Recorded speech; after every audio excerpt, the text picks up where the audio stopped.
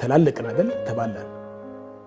አሁን በቃ እንልም በቃ ከዚህ በኋላ ደም መፍሰስ የለበትም። የኢትዮጵያው የካቲት ከሌላው ዓለም የካቲት የተለየ ነው ቢባል ልክ ይሆናል። የአድዋ ታሪካዊ ድል የተመዘገበበት፣ ለሺህ ዓመታት የተዘረጋ ንጉሣዊ ስርዓት ያንኮታኮታ አብዮት የተጀመረበት፣ ለሺህ ዓመታት የተዘረጋው ጉልታዊና ባላባታዊ አገዛዝ ከኢትዮጵያ ጭቁን ገበሬ ትከሻ ላይ ይወርድ ዘንድ የመሬት ላራሹ አዋጅ የታወጀበት፣ የትግራይ በረኞች የብሔሮችን መብትና የመልማት ጥያቄ ይዘው ዱር ቤቴ ያሉበት ፖለቲከኛ ወር ነው የካቲት። ፖለቲከኛው የካቲት ሁለት የኢትዮጵያ ጠቅላይ ሚኒስትሮች ስልጣን በፈቃዳቸው የለቀቁበትም ነው። አቶ ኃይለማርያም ደሳለኝና አቶ አክሊሉ ሀብተወልድ ሁለቱም ለአገር ሰላም ብለው የለቀቁት ስልጣን ለአገር ቀውስ ምክንያት ሆኗል። አቅም አጥተናል ብለው የለቀቁትን ዙፋን ከነሱ የባሱ አቅመ ቢሶች ተረክበውት የሚሊዮኖች ጣር በርክቷል። በእርግጥ በአቶ አክሊሉ ሀብተወልድ ምትክ ስልጣን የያዙት አቶ እንዳልካቸው መኮንን በህዝብ ላይ የጨከነ ህዝብንም የጨረሰ ጦርነት የከፈቱ ስለመሆናቸው ታሪክ አልጻፈልንም። ስልጣናቸውም ከ5 እና 4 ወራት አላለፈም። የተቀሰቀሰውን ህዝባዊ ቁጣ አርግበው የአገሪቱን መሠረታዊ ጥያቄዎች መልሰው ለ17 ዓመታት የእልቂትና የጦርነት ምክንያት ሆኖ የኖረውን የደርግ መንግሥት ለማስቀረት የሚያስችል አቅም አጡ የሚል ትችት ካልቀረበባቸው በቀር በአቶ እንዳልካቸው የሥልጣን ዘመን የተፈጸመ ልዩ ጥፋት አልተመዘገበም። በአቶ ኃይለማርያም ምትክ የመጡት የኢትዮጵያ ጠቅላይ ሚኒስትር ግን ዓለምን ጉድ ያስባለ እልቂት፣ ምድርን ያስጨነቀ ጭካኔ፣ ጠላትንም ወዳጅንም ያስገረመ ክፋት የፈጸሙ በሚል ታሪክም ዜናም እየዘገበላቸው ቀጥለዋል። ፋሽስቱ ግራዚያኒ ቢነሳ እኔማ ምን በደልኳችሁ ብሎ የሚገረምበት፣ ግብፅ ለሺህ ዓመታት ብዙ ደክሜበት ያልተሳካልኝን አንድ አብይ የሚባል ሰው በ7 ዓመት ፈጸመልኝ ብላ የምትመካበት፣ ሻዕቢያ 60 ዓመት የለፋውበትን በ7 ዓመት ባይን ያሳየኝ ብሎ የሚደንስበት የመከራ ዘመን ከኃይለ ማርያም ደሳለኝ ስልጣን መልቀቅ ወዲህ ሆኗል። የኃይለ ማርያም የስልጣን ለቅቅ ያለው ዜና ከተሰማ ባሳለፍነው ሳምንት 7 ዓመት ደፈነ። አገሪቱን ለቀውስ የዳረገውን አገዛዝ አዋልደው በመለኮትም ጣልቃ ገብነት የመጣ ነው ብለው ገለል ያሉት ኃይለ ማርያም ቤተ መንግሥቱን ከለቀቁ ባሳለፍነው ሳምንት 7 ዓመት ቢሞላቸውም በዚሁ ባሳለፍነው ሳምንት ደግሞ የኮንጎን ችግር ፍታ ተብለው ሹመት ተሰጥቷቸዋል ተብሏል። የኮንጎ ሰዎች የአማርኛ ተረት ቢኖራቸው ኖሮ የራስህ አሮብህ የሰው ልታማስል መጣህ ብለው ይሳለቁ ነበር። ከሳቸው ስልጣን መልቀቅ ማግስት ኢትዮጵያ 7 ዓመት ሳይሆን 700 ዓመት የቆየ የሚመስል መከራ ውስጥ ነች። ለመሆኑ አቶ ኃይለ ማርያም ደሳለኝ ከስልጣን ራሳቸውን ያነሱት በምን ምክንያት ነበር? ምላሹን ከራሳቸው አንደበት እናስታውስ። በሀገራችን የተከሰተውን አለመረጋጋትና የፖለቲካ ችግር የመፍትሄው አካል ለመሆን በማሰብ በገዛ ፍላጎቴና ፈቃዴ የኢህአደግ ኃላፊነትንም ሆነ የመንግስት ኃላፊነትን ለመልቀቅ ጥያቄ አቅርቤያለሁ። ያኔው ጠቅላይ ሚኒስትር ኃይለ ማርያም ደሳለኝ ቦሼ ያቀረቡት የመልቀቂያ ጥያቄ ተቀባይነት አግኝቶ ቤተ መንግስቱንም ከለቀቁት 7ኛው የካቲት ባለፈው ሳምንት አለፈ። እሳቸውን ለስልጣን መልቀቅ ያበቁት ምክንያቶች ግን አላለፉም። ይልቁንም እልፍ እየጨረሱ እየተባባሱ እየሰፉና እየተስፋፉ ቀጥለዋል። ኃይለ ማርያም ለስልጣን መልቀቃቸው ምክንያት አድርገው ያቀረቡት በአገሪቱ ውስጥ የነበረውን ግጭትና ያስከተለውን ጉዳት ነበር።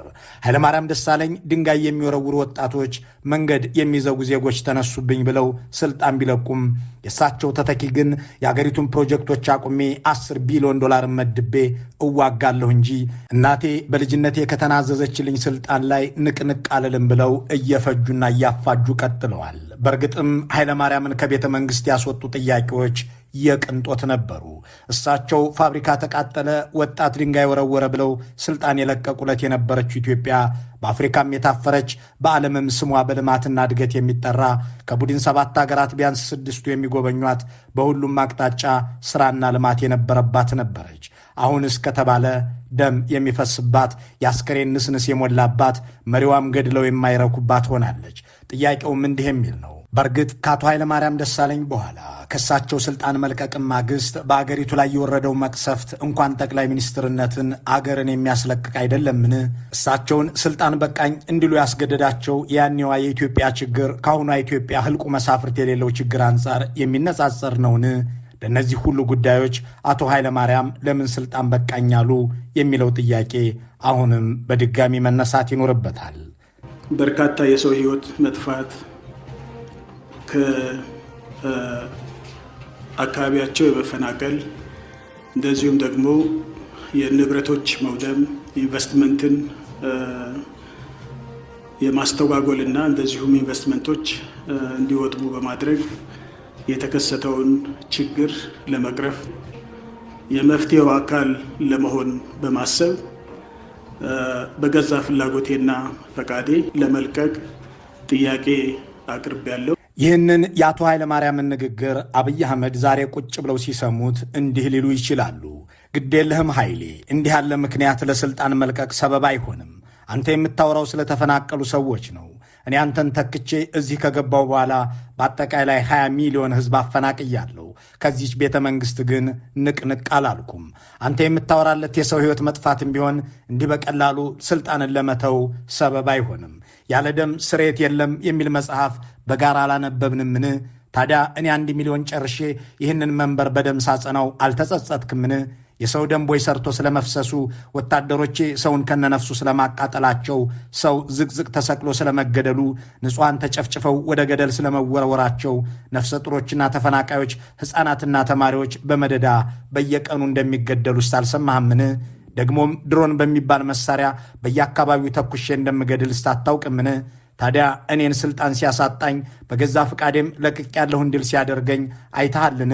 ኃይሌ ግደለም ተሳስተሃል፣ እንዲህ ባሉ ምክንያቶች ስልጣን አይለቀቅም እያሉ ከት ብለው ሊስቁ ይችላሉ።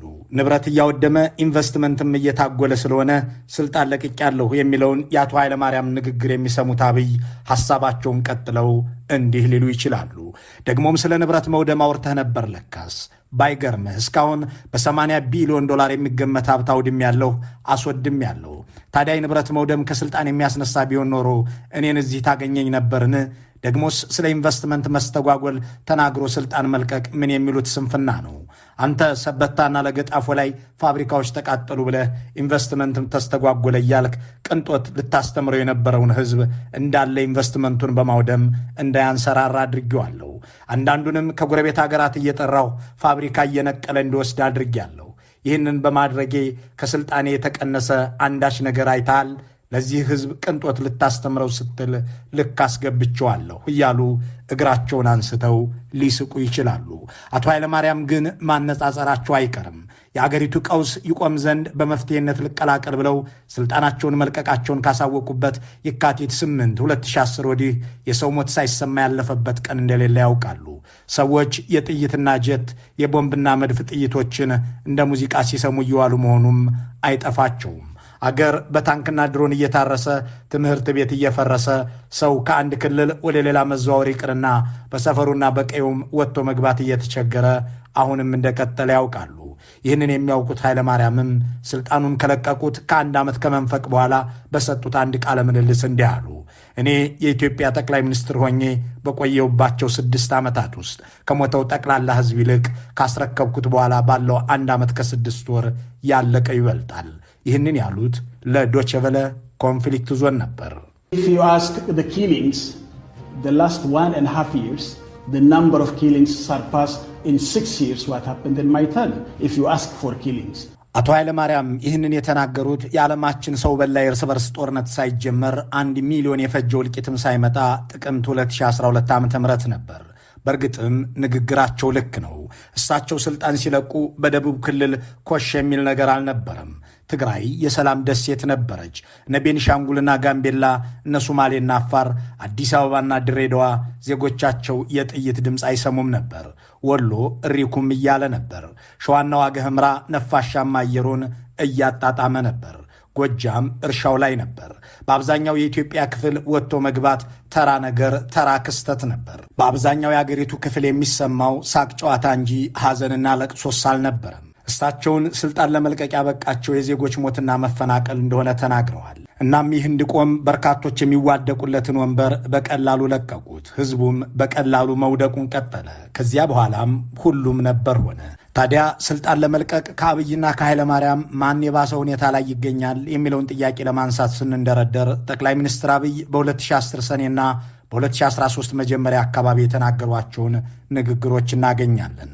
ጠቅላይ ሚኒስትሩ እርካቡንም መንበሩንም በያዙት ሰሞን ያኔ ሙሴ ነዎት እየተባሉም ሲነገርላቸው ሰኔ 15 2010 ዓ.ም ወደ ወልቂጤ ከተማ ቀኑ።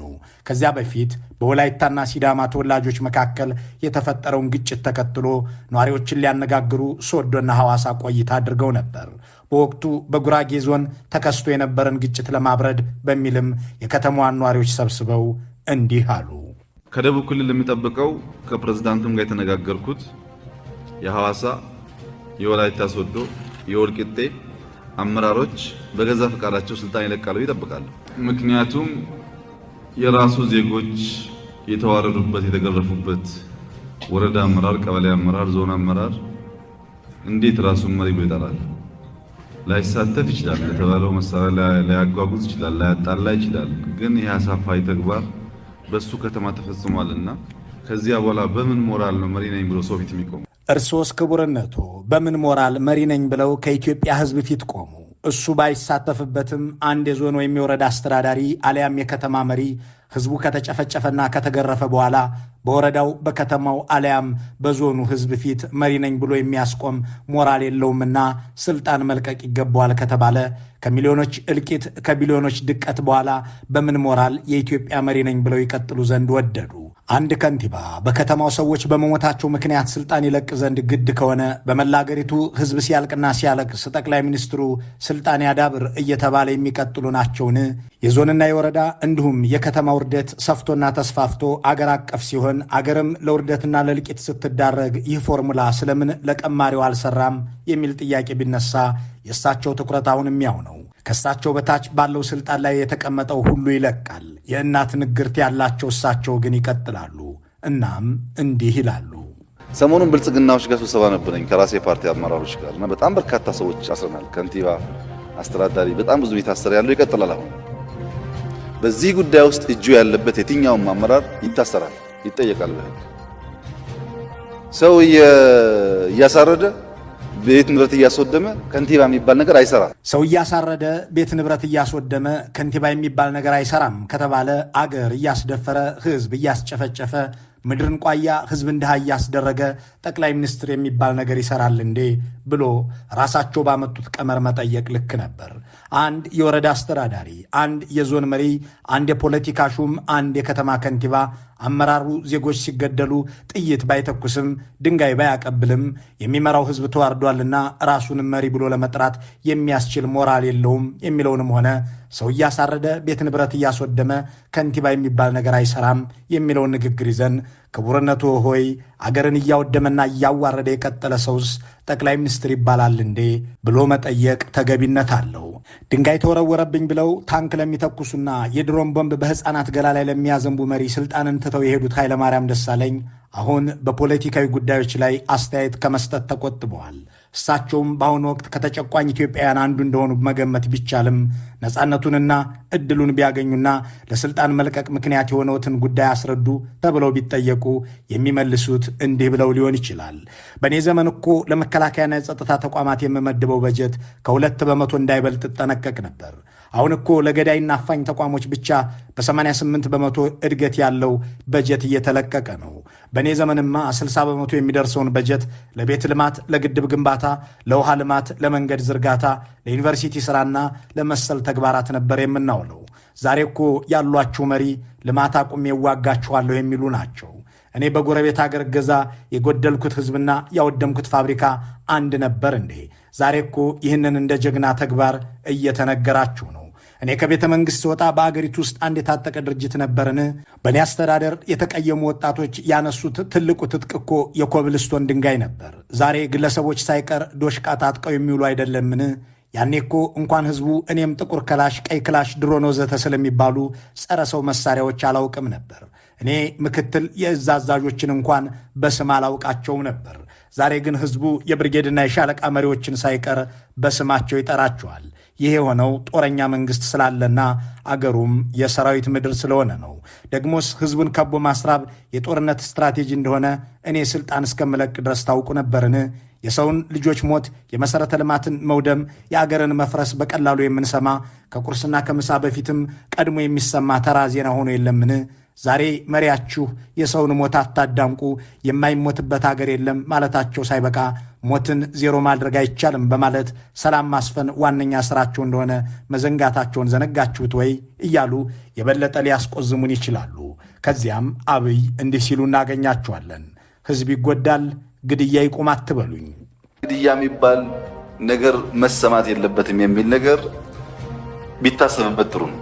ህዝብ ሊጎዳ ይችላል። ይሄንን ዜሮ ማድረግ ብዙ ባንጠብቅ ጥሩ ነው።